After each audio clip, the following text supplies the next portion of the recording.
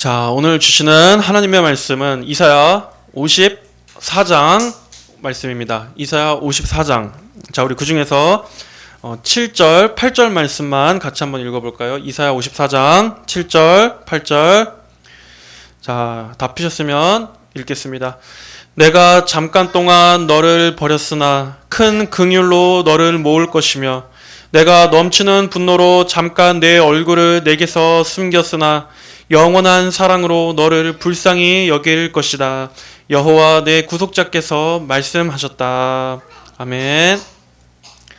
자, 지난 이사야 53장에서는 하나님께서 백성들의 구원을 위해서 종을 보내실 것인데 그 여호와의 종은 이 땅의 권력과 힘으로 정복하는 분이 아니라 고난과 또 죽음이라는 방식을 통해서 너희를 구원할 것이다 하는 하나님의 구원의 약속을 말씀하셨습니다. 우리는 그 종에 대한 묘사가 정확히 신약의 예수 그리스도의 십자가의 대속 안에서 완성되고 성취되었다는 것을 확인해 보았습니다. 자, 그렇다면 그 종의 대속적 죽음과 그분의 고난을 통해 그 고난 뒤에 이어질 오늘 이사야 54장의 내용은 어떤 내용이 이어질까요? 당연히 그 종의 죽음이 가져오게 될 그 축복과 번영에 관한 말씀이 이어질 것입니다. 그 결과로서 어떠한 열매를 맺게 될 것인지, 그리고 자기 백성을 향하신 하나님의 사랑과 신실하심에 대해서 오늘 이사야 54장은 말씀하고 있습니다. 자, 우리가 1절부터 한번 봐보겠습니다. 1절, 잉태하지 못하고 아이를 낳지 못하는 자여 노래하여라. 해산의 진통을 겪지 못했던 자여 큰 소리로 노래하고 외쳐라. 이는 버림받은 자의 자녀들이 결혼한 여자의 자녀보다 많기 때문이다 라고 하나님은 말씀하셨습니다. 자, 여기서 이 시작을 하나님께서는 지금 어떠한 사람들을 대상으로 말씀하고 계십니까? 잉태하지 못하고 아이를 낳지 못하는 자여, 해산의 진통을 겪지 못했던 자여, 즉 생명을 잉태하지 못하는 그러한 자녀를 낳을 수 없는 그러한 불임의 상태, 그러한 불임의 상태를 말씀하고 있습니다. 그런데 그런 사람들에게 하나님은 뭐라고 말씀하십니까? 노래하여라, 큰 소리로 노래하고 외쳐라 라고 말씀하고 있습니다. 자, 얼핏 보면 잘 이해가 안 되는 말씀이죠. 자녀를 잉태하지 못하고 임신하지 못하고 출산하지 못하는 그러한 태가 끊어진 자들에게 노래하라. 자, 구약 시대 당시에, 그리고 또 이 보편적인 인류 역사 속에서 자녀를 낳지 못한다 또는 임신할 수 없고 자녀가 없다 하는 것은 신의 저주로 여겨졌었습니다. 그것은 곧 불행을 상징하는 것이었습니다. 생육하고 번성하라, 이것이 하나님의 창조 명령인데 대를 이을 자녀가 없다 하는 것은 어떠한 의미입니까? 축복과 번영이 완전히 상실된 상태를 말하는 것입니다. 그래서 더 이상 소망을 기대할 수 없는, 나의 후손이 더 이상 없고 대가 끊어지는 그러한 생명을 생산해낼 수 없는 그러한 상태를 말하기 때문입니다. 더군다나 여자의 입장에서 이 자녀는 여자로서 자신을 지켜줄 보호와 안전을 의미하는 것이기도 했습니다. 만약에 남편이 일찍 죽거나 하면은 여자 홀몸으로서 어떻게 이 세상을 살아갈 수 있겠습니까? 가뜩이나 이 당시에 이 여자는 사회에서 가장 약하고 취약한 그러한 계층이었습니다. 만약에 자녀라도 있다면 나중에 그 자녀가 성장해서 그 여자의 노후를 돌봐주고 또 책임져 줄 거라는 그러한 것을 기대라도 할 수 있는데 자녀마저 없다면 완전히 홀로가 되는 것입니다.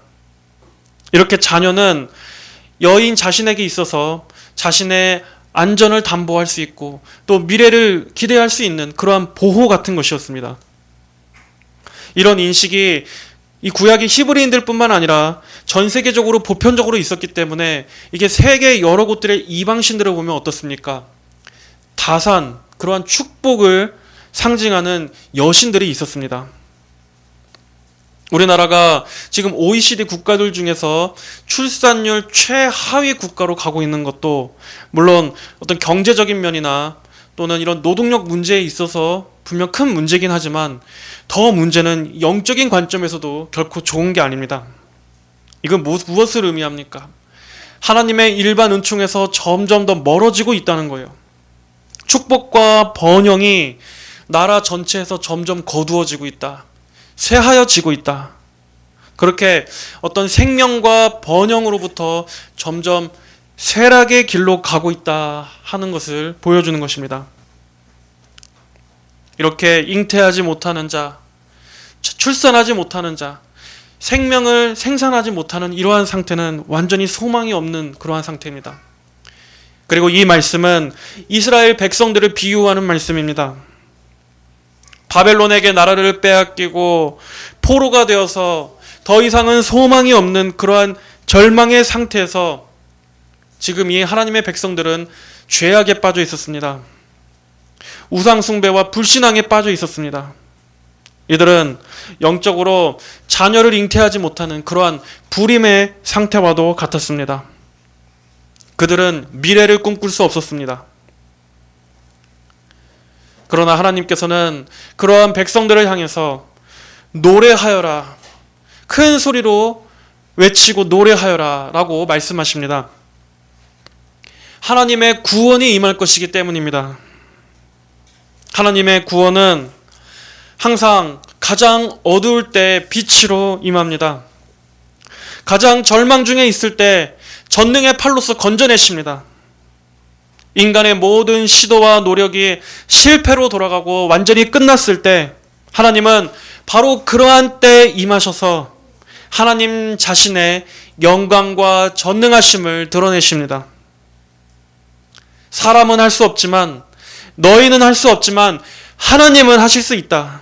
하나님은 어떠한 상황이라 할지라도 그 상황을 구원으로, 빛으로 바꾸실 수 있다 하는 것을 드러내심으로써 모든 사람이 그 하나님의 능력과 구원을 바라보며 찬송하고 높이도록 하시는 것입니다.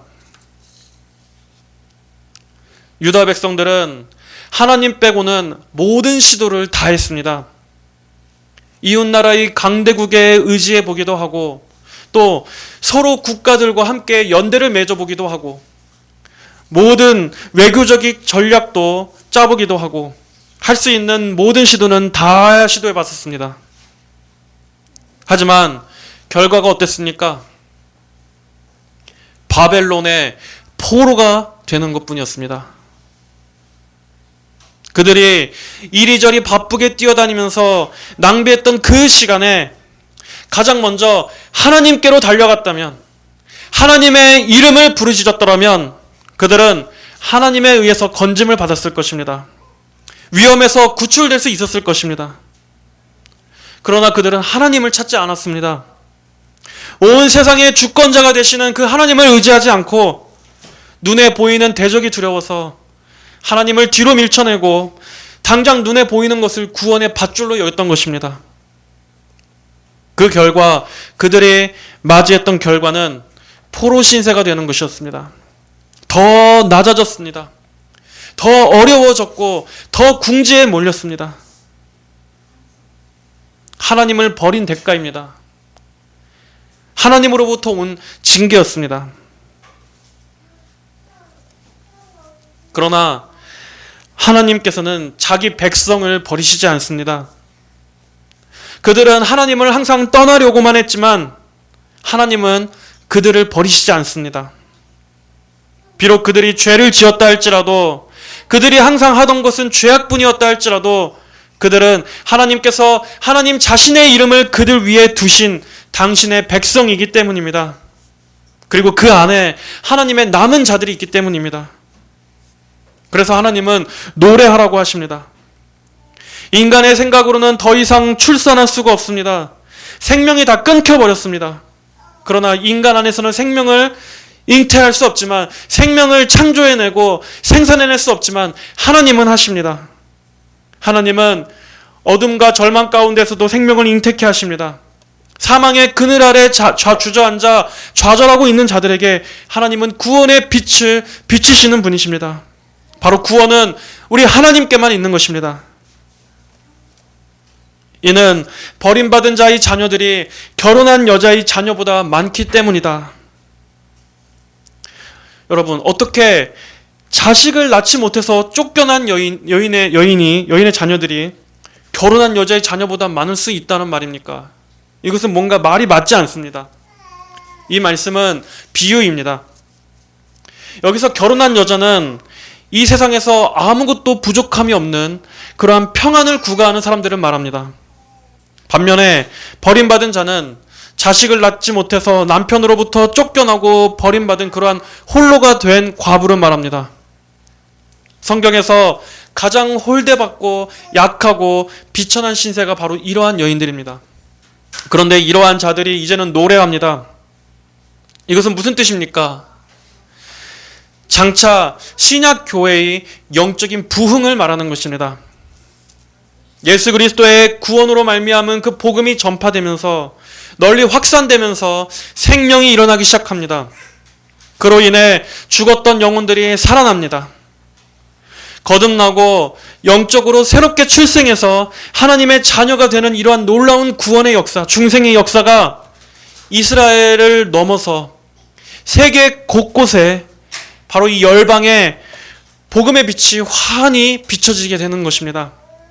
그래서 아브라함의 영적인 자손, 예수님으로 말미암아 하나님의 자녀로 거듭나게 되는 이러한 하나님께서 기뻐하시는 영혼의 결실, 구원의 역사가 풍성하게 맺혀지게 될 것을 지금 미리 내다보고 말씀하시는 것입니다. 여러분, 이 축복은 눈에 보이는 이 세상의 물질적 축복보다 더 영원하고 장구한 축복입니다. 이 땅에서만 해당되고 끝나는 것이 아니라 하나님 나라까지 이어지게 되는 진정한 축복, 바로 이 천상까지 이어지는 이 축복을 하나님께서는 주시고자 하시는 것입니다. 바로 이 가장 본질적인 기쁨을 너희에게 주겠다. 내 종을 통해서 예수 그리스도, 그 독생자 예수 그리스도를 통하여 이러한 복을 줄 것이다. 예수님을 믿고 구원받은 우리 모든 성도들이 바로 이러한 영적 결실입니다. 비록 지금 현재의 이 시대 교회는 교회의 부흥 시기보다는 오히려 점점 더 쇠락의 길을 가고 있습니다.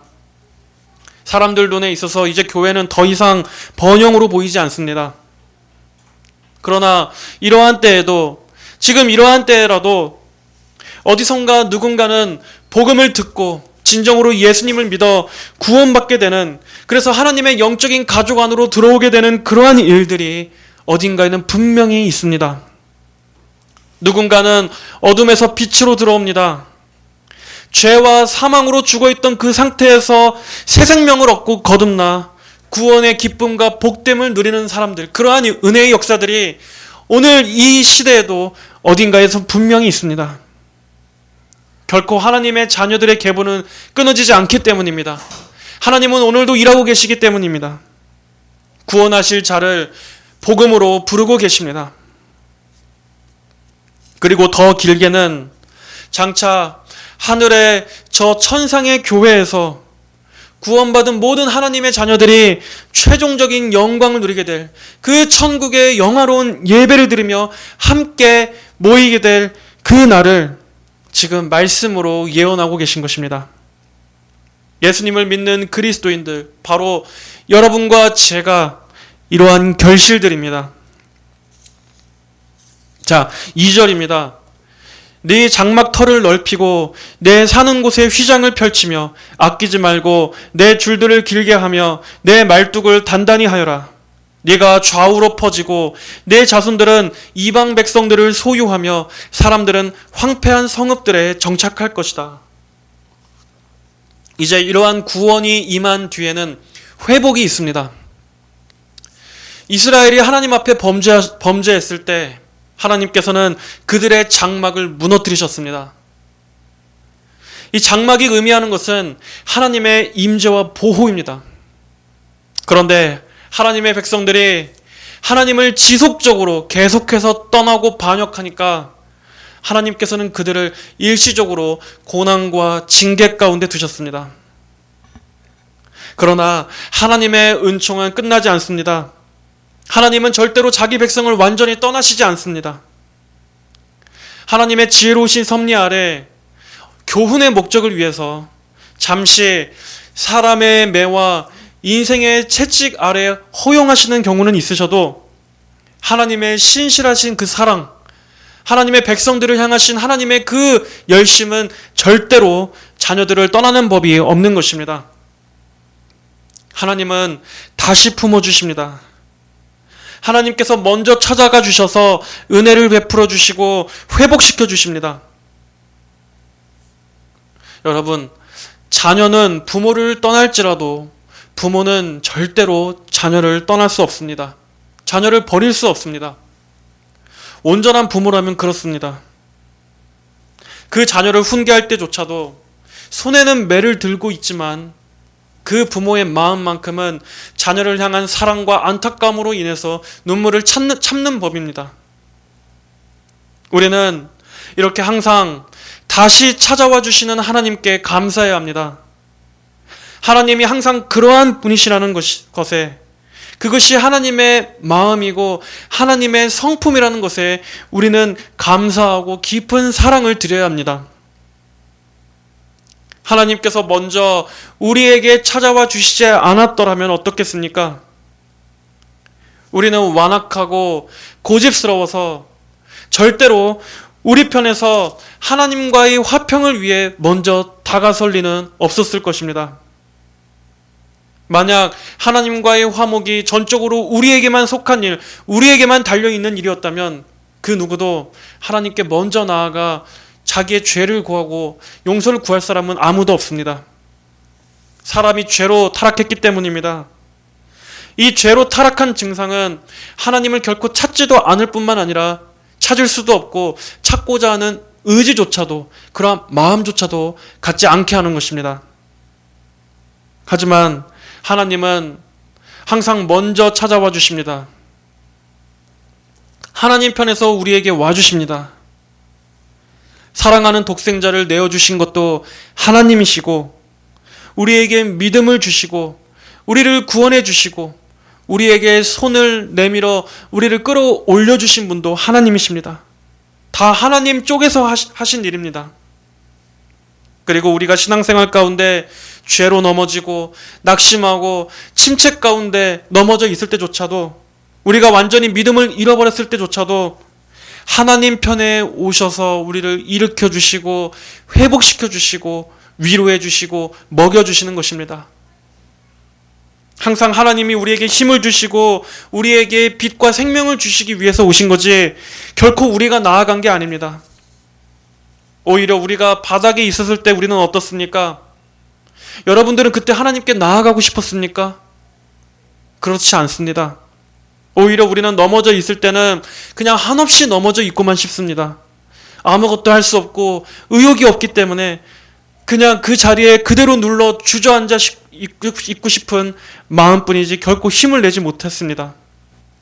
그런데 시간이 지나고 나면 어떻습니까?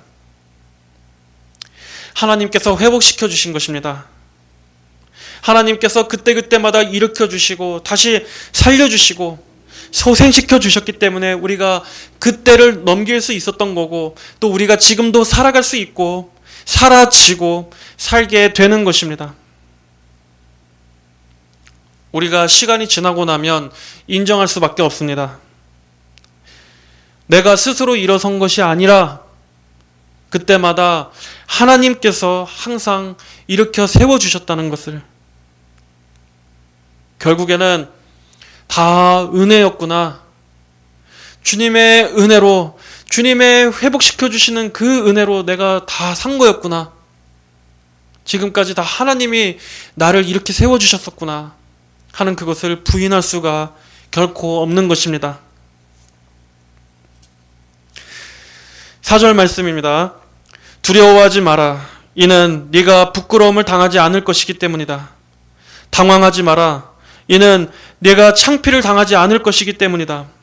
네가 네 젊을 때의 수치를 잊고 네가 더 이상 네 과부 때의 치욕을 기억하지 아니할 것이니 너를 지으신 분이 네 남편이시고 그 이름은 만군의 여호와이시며 네 구속자는 이스라엘의 거룩한 분이시고 온 세상의 하나님이라 불릴 것이며 버림받아 마음에 슬퍼하는 아내 곧 젊을 때 버림받은 아내 같은 너를 여호와께서 불러내신 것이기 때문이다. 네 하나님께서 말씀하셨다. 죄는 사람의 심령에 평강이 없게 합니다. 우리의 깊은 양심 속에서 자리 잡고 있는 그 수치와 또 불안함들은 다 죄에서 오는 것입니다.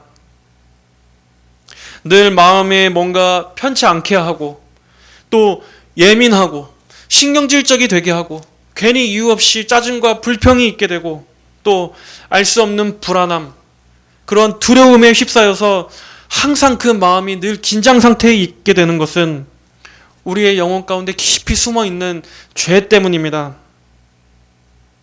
죄라고 해서 어떠한 구체적인 몇 가지 죄를 말하는 것만이 아니라 하나님과의 관계가 지금 원만하지 못하다라는 것입니다. 그래서 평강이 없습니다. 하나님과 늘 가까운 거리에 있어야 되는데 뭔가 하나님께 나아감이 있어서 거리낌이 있고 뭔가가 불편하고 눌림이 있고 죄책감이 있습니다. 그래서 기쁨이 없습니다. 그러나 하나님께 가면 하나님은 그 죄의 문제를 해결해 주십니다. 내 마음에 자꾸 평강이 없고 뭔가 항상 늘 불안하고 뭔가 늘 초조하고 하는 그러한 분들은 오늘의 이 말씀을 계속 읽으면서 한번 마음에 꼭 간직해 보십시오. 네가 네 젊은 때의 수치를 잊고 네가 더 이상 내 과부 때의 치욕을 기억하지 아니할 것이니. 이 말씀은 이스라엘이 바벨론의 포로였을 때 그들이 사로잡히고 종되었던 때를 말하는 것입니다. 하지만 죄 때문에 고통을 받았던 지난 모든 시간들, 그 모든 때에도 적용이 됩니다. 하나님은 잘 아십니다. 죄에서 오는 수치와 또 내가 젊었을 때 지었던 나의 과거, 그리고 또 현재에도 짓고 있고 속박되어 있는 그러한 여러 죄의 짐들, 그 죄에서 오는 양심의 무거움들, 가책들, 거기서 오는 부끄러움과 수치와 양심의 불편함과 그리고 또 그로 인해서 두려워하게 되고 당황하게 되고 마음의 평안을 잃어버린 이러한 모든 상태들을 하나님은 그러한 것들이 사람의 영혼을 고통스럽게 한다는 것을 잘 아십니다. 여전히 이러한 것들이 발목을 잡을 때가 우리도 종종 있지 않습니까?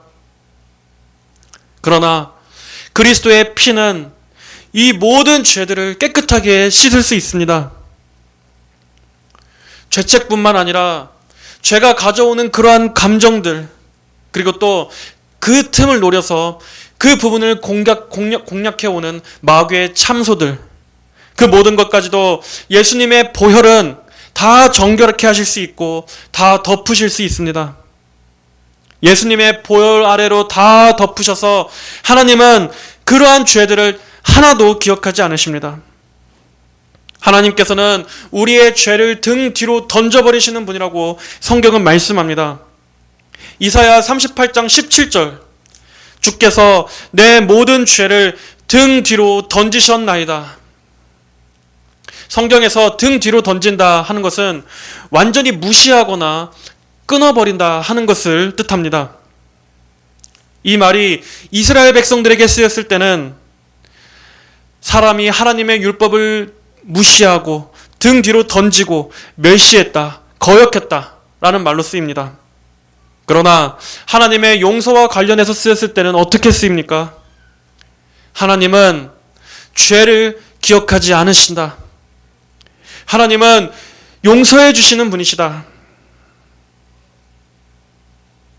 우리가 예수님의 대속을 의지해서 그분의 피를 힘입어 하나님 앞에 나아갈 때 하나님은 우리의 모든 수치와 부끄러움을 가려주시고 그 죄들을 더 이상 기억하지 않으십니다. 이제는 예수님의 그 속죄 사역 안에서 우리를 봐주시기 때문입니다. 우리에게 덧입혀진 예수님의 그 의의 옷을 보시고 그 눈으로, 그러한 신분으로 우리를 바라봐 주십니다.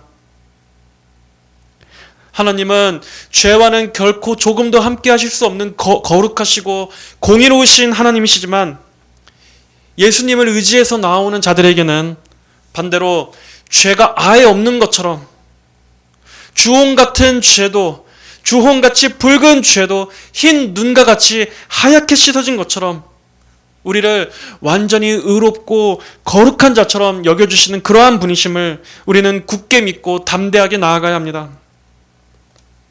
마귀는 우리가 이러한 믿음을 갖지 못하도록 합니다.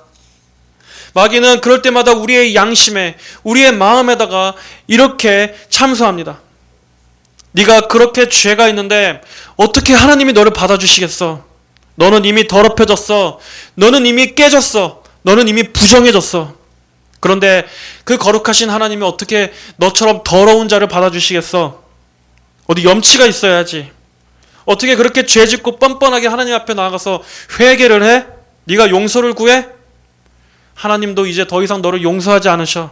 너는 하나님께 완전히 버림받았어. 이런 식으로 자꾸 하나님께 나아가지 못하도록 우리의 마음을 계속 죄책감으로 누르는 것입니다. 그러나 여러분, 죄를 지을지라도 하나님께 나아가야만 합니다. 70번씩 7번 죄를 짓는다 할지라도 하나님께 무조건 달려가십시오. 7번. 성경에서 이 7은 완전수입니다. 그리고 10은 완전한 충만을 말합니다. 그런데 70번씩 7번? 이것은 우리의 죄가 너무나 무한하다는 겁니다. 정말 태산같이 쌓였다는 겁니다. 그런데도 예수님은 70번씩 7번이라도 용서해 주라고 말씀하셨습니다. 바로 이 예수님의 성품이 하나님의 성품입니다. 하나님 아버지의 성품입니다. 용서하시기를 기뻐하시는, 아무리 많은 죄를 지었어도 언제라도 내게 오면은 받아주시고 품어주시고 용서해주시고 씻어주실 그러한 마음이 넘쳐 흐르는 분이 바로 하나님 아버지이십니다. 하나님은 용서를 통해서도 하나님 자신의 영광을 뽐내시기를 아주 좋아하십니다. 용서에 있어서도 하나님은 하나님이십니다. 내가 이렇게 죄가 많은데 어떻게 내가 참 부족해서 이러한 자격으로 하나님 앞에 나아갈 수가 있어? 이것은 겸손이 아닙니다. 우리 생각에는 물론 염치가 없다고 생각될 수 있죠. 당연합니다. 그러나 신앙에 있어서, 영적인 부분에 있어서는 오히려 이럴수록 하나님 앞에 더 나아가는 게 겸손입니다. 내가 이런 상태인데 어떻게 교회에 다닐 수 있어요? 또 내가 이런 상태인데 오늘 어떻게 가서 예배드려? 내가 지금 이런데 어떻게 하나님 앞에 회개 기도를 할 수 있어? 이건 오히려 교만한 겁니다. 왜 그렇습니까? 여전히 하나님께 나아감에 있어서 여전히 내 의가 있는 거기 때문입니다. 잘 생각해 보십시오. 내가 어떠하면 하나님께 나아갈 수 있고, 또 내가 어떻지 못하면 하나님께 나아갈 수 없고, 여전히 기준이 나한테 있는 겁니다. 나한테 기준이 있는 겁니다. 그러면 반대로 한번 생각해 보세요. 아, 오늘은 내가 한 이 정도 됐으니까 오늘은 하나님 앞에 나아갈 수 있겠네. 오늘은 뭐 죄 안 졌으니까 예배할 수 있겠어. 오늘은 나는 뭐 깨끗하고 당당하니까 나는 교회 갈 수 있어. 여러분, 이것은 말이 됩니까? 우리에게 그러한 때는 없습니다.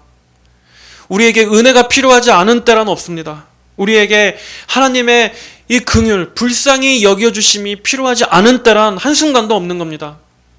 우리의 어떠한 그 경건에 대한 노력과 열심과 우리 스스로 아무리 내가 거룩하고 의롭다 할지라도 우리가 정말 죄와 싸우기를 힘써서 그렇게 한다 할지라도 이러니까 내가 하나님 앞에 받아들여질 수 있어 하는 때란 결코 올 수도 없고 오지도 않는 거고 그럴 때란 없는 것입니다.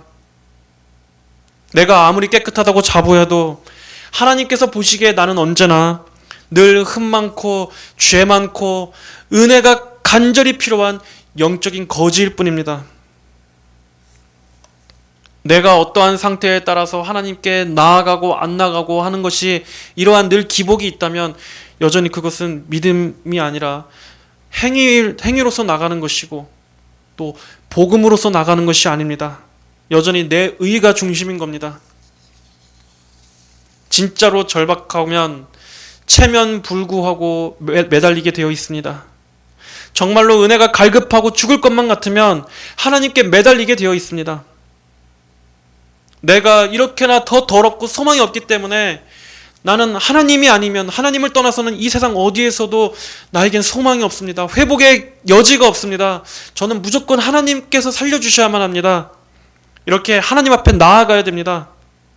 죄 짓고 더러워진 것 같고 부정해진 것 같고 넘어지고 죄에서 막 헤어나올 수가 없고, 그래서 내 양심이 아주 고통스럽고 찝찝하고 우울하고 어둡고 짜증나고 그러한 기분이라 할지라도, 그래서 하나님 앞에 설 수 없을 것 같은 그러한 영적 상태라 할지라도 그냥 하나님 앞에 무조건 가는 겁니다.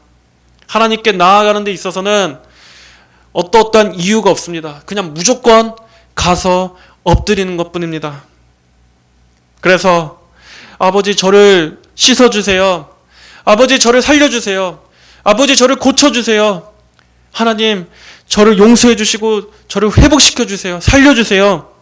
이렇게 하나님 앞에 답답한 마음을 토하고 하나님 안에서 고침을 받아야지, 하나님을 떠나면 더 답이 없는 겁니다. 나아질 수가 없습니다. 하나님은 하나님의 긍휼을 의지하는 사람들을 반드시 고쳐주십니다. 그게 하나님의 성품이고 하나님의 마음입니다. 하나님께서 전문으로 하시는 일입니다. 7절에 내가 잠깐 동안 너를 버렸으나 큰 긍휼로 너를 모을 것이며 내가 넘치는 분노로 잠깐 내 얼굴을 내게서 숨겼으나 영원한 사랑으로 너를 불쌍히 여길 것이다. 자, 여기서 하나님은 잠깐 동안 버리고 넘치는 분노로 잠깐 얼굴을 숨긴 것으로 말씀하십니다. 이스라엘 백성들이 죄를 계속 고집하니까 하나님께서는 이들을 고난과 징계의 시간 가운데 두신 것입니다. 그리고 그것을 통해 백성들은 연단을 받아야 했습니다. 우리 역시도 그렇습니다. 하나님께서는 하나님의 자기 백성들을 훈련시키시고 연단시키시기 위해서 백성들을 광야로, 그 연단의 장소로, 연단의 시기로, 그러한 시간들로 몰아가실 때가 있습니다. 우리는 거기에서 나의 모난 죄악들이 다 깎여나가는 경험을 하게 됩니다. 나의 자아가 죽게 됩니다. 십자가에 못 박히는 것을 배우게 됩니다. 인내를 배우게 됩니다.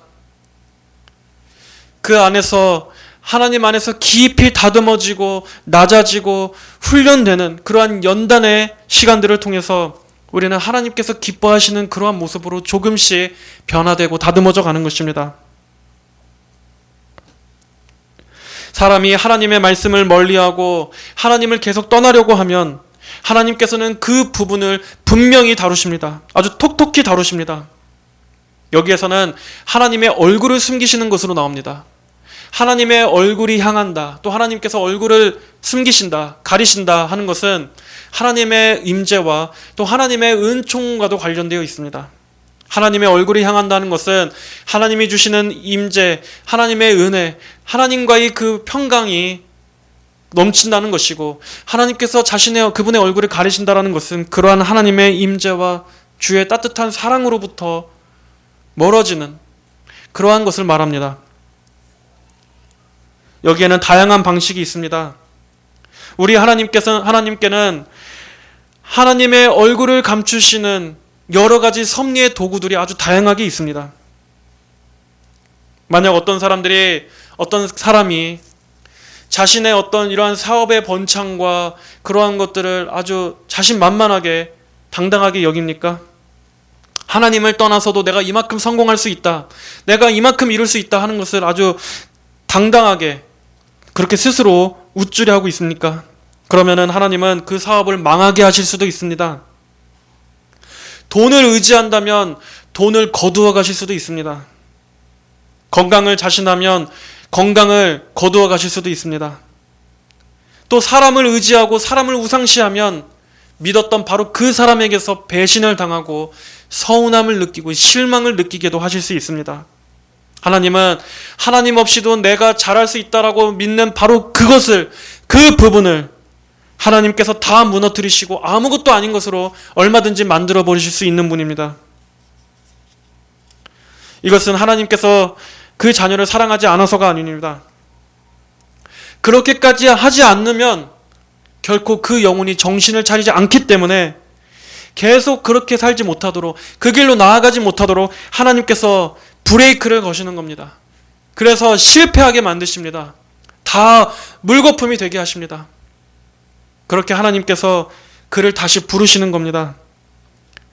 그가 다시 하나님을 찾아 나오도록 쩔뚝쩔뚝 기어서라도 하나님 앞에 나와 항복하고 회개시키려고 하시는 겁니다. 만약 성도임에도 불구하고 이러한 하나님의 어떤 징계를 받는다면 그것은 오히려 하나님께서 아직 그 영혼을 놓치고 계시지 않는다는 겁니다. 성도라면 그럴 때 거기에서 자기를 향하신 하나님의 사랑을 느낄 수 있어야 합니다. 내가 자꾸 하나님을 떠나려고 하니까 하나님께서 이렇게 해서라도 나를 다시 부르시는 거구나.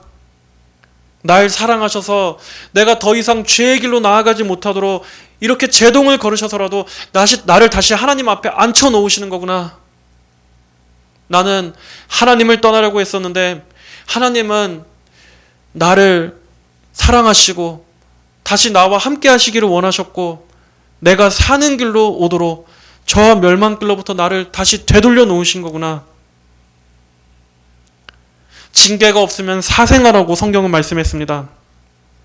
하나님께서 사랑하신 것이기 때문에 실패케 하신 것입니다. 내가 하나님 없이도 모든 게 다 잘되고 형통하며 분명히 하나님을 떠날 걸 잘 아셨기 때문에 그런 식으로라도 우리를 하나님에게서 떠나가지 못하도록 하신 것이다 하는 것을 알아야 합니다. 그러나 그 징계의 시간은 영원합니까? 그렇지 않습니다. 잠깐입니다. 내가 넘치는 분노로 잠깐 내 얼굴을 내게서 숨겼으나 하나님께서는 자녀들에게 영원히 노를 품지 않으시는 분입니다. 긍휼히 여기시고 사랑하시기 때문에 절대 놓치시지 않는 것입니다. 자, 성경에서 긍휼, 이 불쌍히 여긴다, 긍휼이라는 단어는 히브리어 원어가 자궁이라는 의미에서 나왔습니다. 자궁. 어머니가 그 자기 배에서 자라고 자기 배 아파서 낳은 그 자녀를 절대 버릴 수 없듯이 하나님의 그 사랑, 하나님의 그 긍휼이 절대로 우리를 버리게 할 수 없다는 겁니다.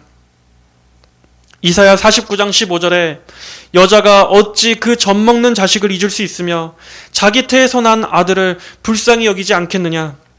그들은 혹시 잊는다 하여도 나는 너를 잊지 않을 것이다. 이것이 바로 하나님의 마음입니다. 절대로 끊을 수 없는, 놓을 수 없는 하나님의 사랑입니다.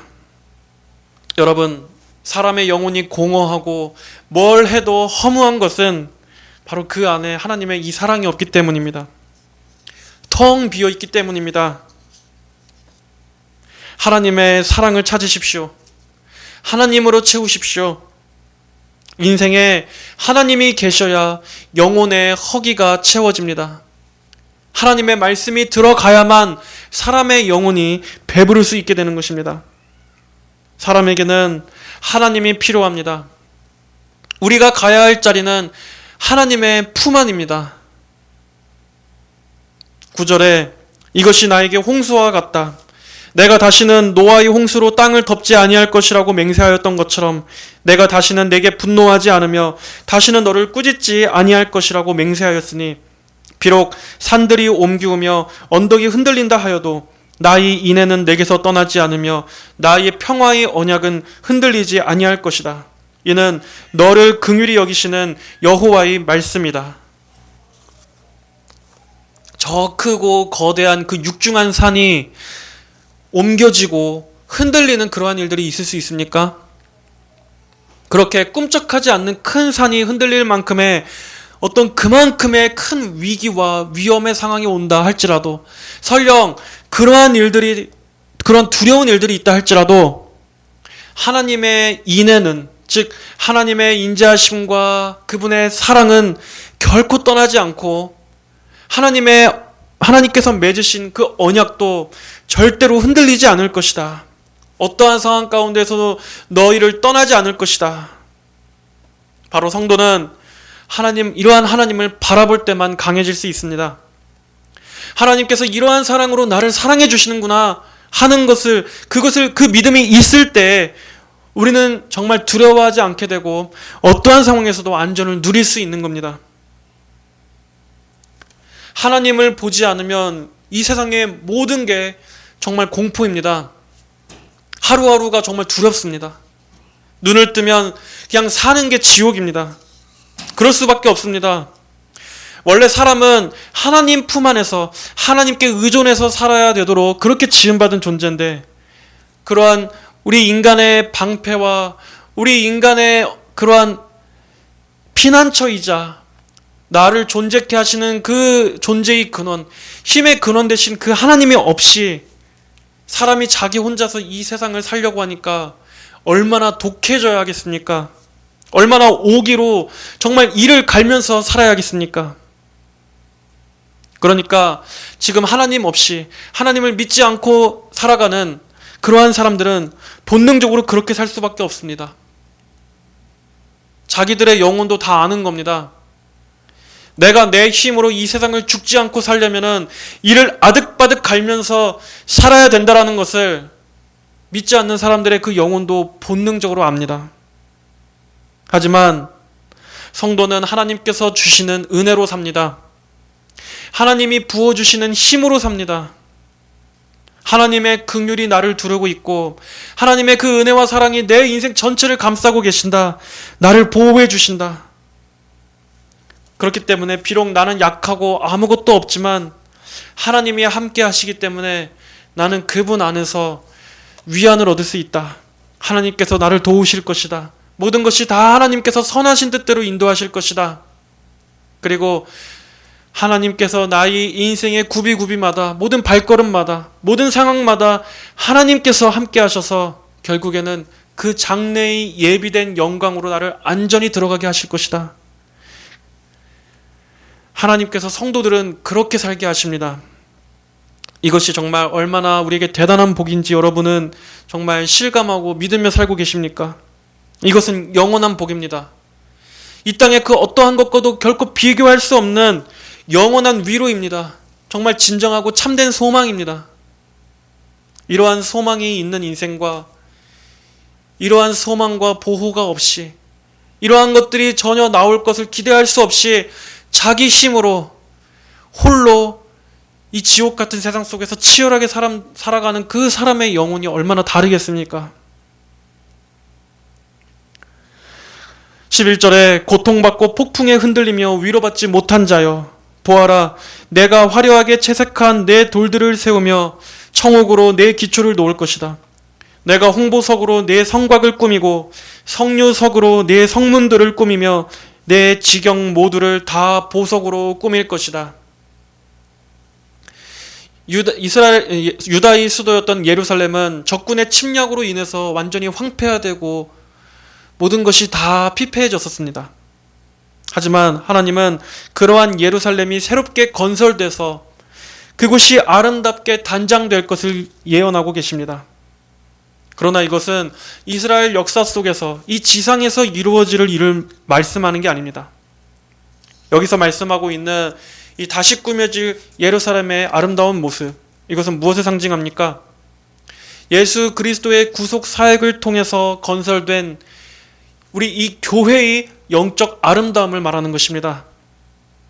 눈에 보이는 이 지상교회가 아니라 정말 하나님의 백성들이 모인 그 참되게 거듭난 구원받은 그 신자들의 모임, 그 교회, 그 정말 순결한 교회, 진리 기둥과 터 위에 세워져 있는 그 하나님께서 기쁘게 보시는 그 교회의 영적인 아름다움을 말합니다. 그리고 궁극적으로는 예수님의 재림 후에 이루어지게 될 저 새 예루살렘, 천상의 영광을 말하는 것입니다. 여기 보이는 이 화려한 채색, 청옥, 홍보석, 석류석 이러한 것들은 다 천국의 아름다움을 상징하는 것들입니다. 특히 여기서 이 청옥은 하나님의 임재를 상징하는 보석으로 구약에서 여러 번 언급됐었습니다. 장차 하나님의 백성들을 위해서 준비된 이 천국의 영광은 이 땅에 썩어 없어질 것들이 아닙니다. 그 영광과 복은 결코 쇠하거나 썩지 않는 영원한 복락입니다. 그리고 가장 중요한 것은 바로 하나님의 임재, 그 가운데 구원받은 모든 백성들이 함께 있게 될 거란 겁니다. 여러분, 우리의 눈은 얼마나 이 현세에만 몰두해 있습니까? 성도들조차도 영원을 의식하지 못하며 살아가는 경우가 많습니다. 세상은 그렇게 우리를 속입니다. 아주 바쁜 정신없는 일상 속으로, 그리고 또 이 세상에 눈에 보이는 여러 가지 다양한 것들로 인해서 우리의 육신의 눈에 보이는 것만을 집중하며 살게 합니다. 그래서 정작 봐야 할 영적인 것들에 대해서는 관심을 갖지 못하게 합니다. 사람들에게 영원히 있다라는 것을 알게 하면 안 되니까. 그래서 하나님도 보지 못하게 하고, 구원에 대해서도 관심 갖지 못하게 하고, 천국과 지옥이라는 것도 그냥 인간이 만들어낸 그러한 허구처럼 여기게 그렇게 만드는 겁니다. 그래서 한 사람이라도 더 지옥의 멸망으로 가게 하려고, 하나님의 형상인 인간이 그렇게라도 멸망해서 하나님을 욕되게 하려고 마귀가 항상 그렇게 속이는 겁니다. 그러나 천국과 지옥은 있습니다. 하나님의 말씀이 그러하다면 우리는 믿어야 합니다. 하나님께서는 사람이 결코 아무 의미 없이 살다가 허무하게 그렇게 죽도록, 그리고 죽어서도 아무것도 없이 사라지는 그러한 존재로 사람을 만들지 않으셨습니다. 이방 종교인들이 갖고 있는 그러한 내세관에 우리는 오염돼서는 안 됩니다. 그러한 것들에 속으면 안 됩니다. 그건 역시도 성경에서 말씀하는 이 천국과 지옥을 왜곡시키고 비틀어서 사람이 구원받지 못하게 하려는 마귀의 속임수입니다. 천국에 대해서도 잘못 알고 있고, 지옥에 대해서도 잘못 알게 만들고, 하나님과 예수님에 대해서도 아예 알지 못하게끔 그러한 내세를 만들어서 사람들이 잘못된 것을 믿고 결국에는 잘못된 미혹의 길로 가도록 마귀가 속이는 겁니다. 천국은 삼위일체 하나님께서 계신 곳입니다. 하나님의 충만하신 임재와 영광이 있기 때문에 그곳이 천국인 것이지, 하나님이 없다면 그곳은 천국이 아닙니다. 아무리 아름답다 할지라도 거기에 삼위일체 하나님이 계시지 않는다면 그곳은 결코 천국일 수가 없습니다. 하나님은 이 땅에서 믿음으로 인내하고 승리한 성도들을 위해서 가장 아름다운 유업을 예비해 두셨음을 우리는 믿고 고대해야 합니다. 하나님께서 주시고자 하는 그 최상위의 영광이라면 정말 얼마나 아름답겠습니까?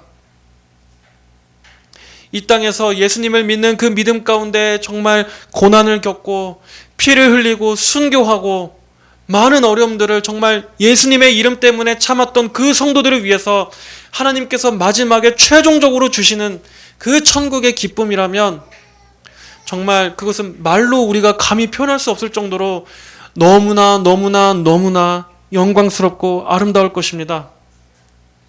너무나 충만하고 완전한 기쁨일 것입니다. 주님을 사랑하는 사람만이 그곳에서 영원히 주와 함께 거할 겁니다. 자, 이제 16절, 17절 말씀을 보고 마치겠습니다. 보아라, 숯불을 불어서 자기가 쓸 무기를 제조하는 대장장이도 내가 창조하였고 파괴하는 파멸자도 내가 창조하였다. 너를 치려고 제조된 모든 무기가 쓸모없게 될 것이며 너를 비난하는 모든 혀를 네가 정죄할 것이니 이것이 여호와의 종들의 유업이며 그들이 내게서 받은 공의이다. 여호와의 말씀이다. 세상이 점점 마지막 때로 가고 있는 것을 보면서 그러한 이 시대의 지금 표적들을 보면서 종종 두려움이 확 몰려올 때가 있습니다. 정말 이 악인들이 지금 이 세상을 하나님을 대적하는 그런 세상들로 만들어가고 있다는 거, 정말 모든 영역들에 있어서 너무나 사탄적인 것들이 넘쳐나고, 교회는 힘을 잃고 사람들은 점점 영적으로 너무 상태들이 안 좋아지고, 그리고 그 모든 것들이 다 교회를 표적으로 향하고 있다는 것이 너무나 뚜렷하게 보이는 것을 보면서 정말 근심이 되기도 하고, 또 우리의 앞으로 자녀들에 대해서도 정말 큰 걱정이 되기도 합니다. 아마 조금이라도 깨어있는 성도분들이라면 분명히 지금 이 시대가 환란으로 가고 있다는 것, 그리고 그것이 너무나 빠르게 가속화되어 가고 있다는 것을 분명히 알 것입니다. 그러나 우리 하나님께서 말씀하신 이것을 잘 명심합시다. 무기를 제조하는 대장장이도 내가 창조하였고 파괴하는 파멸자도 내가 창조하였다. 악인들이 아무리 교회를 무너뜨리고 성도들을 환란으로 몰고 갈 계획들을 세우고 있다 할지라도 중요한 것은 하나님이 그들을 만드셨습니다. 그들조차도 하나님의 그 권세 아래 그저 만들어진 피조물일 뿐이라는 겁니다. 하나님께서 그들을 창조하였다는 것은 하나님께서 그들을 제어하시고 하나님께서 그들을 부리시고 또 그들은 하나님께서 허용하시는 그 범위 밖으로, 그 한계 밖으로는 절대 넘어설 수 없다는 말입니다. 그들은 하나님께서 정하신 목적과 한도 내에서만 활동할 수 있을 뿐입니다. 그것도 교회와 성도들의 유익을 위해서, 교회의 영광을 위해서만 하나님께서 계획하신 대로만 움직일 수 있을 뿐입니다. 그러므로 우리는 그들을 두려워하거나 마치 그들이 온 세상을 지배하는 자처럼 그렇게 겁먹을 필요가 없습니다. 좌절하고 그러한 염세주의에 빠질 이유가 없습니다. 그들조차 하나님이 부리시는 도구일 뿐입니다. 하나님의 크고 영광스러운 그 구속의 계획을 이루는데 잠깐 쓰는 그러한 작은 도구일 뿐입니다. 하나님의 눈은 오직 자녀들에게만 향해 계십니다. 하나님의 사랑과 보호도 오직 자녀들만을 위한 것입니다. 악인들은 잠깐 도구로 사용될 뿐, 그들은 악인으로서의 목적을 다하다가 그것이 맞춰지면 심판 때 영원한 불로 던져지고 말 것입니다. 이것이 여호와의 종들의 유업이며 그들이 내게서 받은 공의이다. 여호와의 종들이 받을 유업과 또 하나님의 교회와 성도들을 대적하는 그러한 무기들, 그러한 악인들의 비난, 그러한 공격들은 받을 유업이 완전히 다릅니다. 그러므로 우리는 이러한 하나님의 그 장구한 구속의 계획, 그 마지막 때 이루어질 그 클라이막스를 우리는 기대하며 우리는 살아야 합니다. 하나님께는 모든 계획이 있습니다. 그리고 그분은 자녀들에게 아주 선한 아름다운 계획을 갖고 계십니다. 그렇다면 우리는 아무것도 두려워할 것이 없는 것입니다. 성도 여러분, 언제나 하나님만 바라보십시오. 우리는 자나 깨나 사나 죽으나 오직 하나님만을 의지해야 합니다. 하나님 안에 있다면 아무것도 두려워할 것이 없습니다. 내가 죽든지 살든지 아무것도 두려워할 것이 없습니다. 그러므로 우리가 지금 이러한 세상 속에서 정말 무엇을 위해 힘써야겠습니까? 무엇이 진정한 애국입니까? 사람들에게 복음을 전하는 겁니다. 예수님을 전하는 겁니다. 당신이 죽더라도 예수님을 믿는다면 당신에게는 영원한 소망이 있어. 그 사람에게 가장 영원하고 가장 본질적인 그 구원, 그 소망의 소식을 전해주는 것이 그 사람을 살리는 것이고 이 세상, 이 나라를 살리는 것입니다. 교회의 영광은 영원하고 우리 성도들을 감싸고 있는 하나님의 사랑도 영원합니다. 그러니 성도 여러분, 이 안에서 하나님을 바라봄으로 인해 참된 평강과 기쁨을 누리십시오. 하나님께서 우리 성도들과 함께 하신다, 영원히 함께 하신다는 이것이 사람이 누릴 수 있는 가장 최고의 복이자 위안입니다. 저는 무엇보다도 여러분들이 이 믿음 안에서 살기를 간절히 바랍니다. 다른 그 무엇들보다도 정말 이것이 진정으로 믿어지고 소유할 수 있게 되시기를 바랍니다. 하나님께서 주시는 이 은혜는 하나님이 주실 수 있는 가장 큰 것입니다. 하나님께서 자기 백성과 영원히 함께 하시기를 갈망하시는 게 어느 정도로 갈망하시냐면 우리는 하나님께서 그것을 위해 자기 독생자까지 주셨다라는 것을 통해 알 수 있습니다. 하나님은 아들을 주시면서까지 하셨을 만큼 간절히 갈망하셨습니다. 내 백성이 나와 함께 영원히 거하는 것. 하나님의 임재 안에서 하나님의 자녀들이 하나님의 은혜와 사랑을 누리고 그리고 그 하나님을 사랑하면서 영원히 찬송하고 예배하며 그렇게 모든 것이 회복된 죄가 하나도 없는 슬픔과 고통이 하나도 없는 그러한 완성된 하나님 나라 그것이 임하게 되는 것 이것이 사람이 누릴 수 있는 최고의 기쁨 최고의 복입니다. 여러분들에게 이러한 장래가 확실하다면 여러분은 아무것도 염려할 필요가 없고 두려워할 것도 그 어떠한 결핍도 없습니다. 하나님이 바로 나의 모든 것이 되시기 때문입니다. 여러분 그 하나님을 사랑하십시오. 하나님을 더욱더 가까이 하십시오. 하나님만을 의지하고 하나님만을 나의 소망과 기쁨으로 삼으십시오. 하나님을 가까이 하십시오. 하나님을 가까이 함이 내게 복이라. 모든 성도 여러분들에게 하늘로부터 주시는 이 소망과 확신이 남은 한 주 가운데도 여러분 가운데 충만하게 가득 넘치게 되시기를 우리 주님의 이름으로 축복합니다. 다 함께 기도하시겠습니다. 하나님 아버지, 오늘은 이사야 54장에 하나님께서 주시는 영원한 그러한 평강의 언약, 평화의 언약에 대해 우리가 살펴보았습니다. 하나님께서 예수님을 통해 이루신 그 구속이 우리에게 얼마나 정말 큰 복을 가져오는지를 우리가 말씀을 통해 봅니다. 그러나 아버지 성령님께서 더욱더 가르쳐 주시기를 원합니다. 더욱더 실제가 되게 하여 주시기를 원합니다. 우리가 하나님께서 주신 이 약속의 말씀을 정말 더 믿고 믿을 만큼 충분히 믿고 그 하나님 안에서 우리가 살아갈 수 있게 하여 주시옵소서.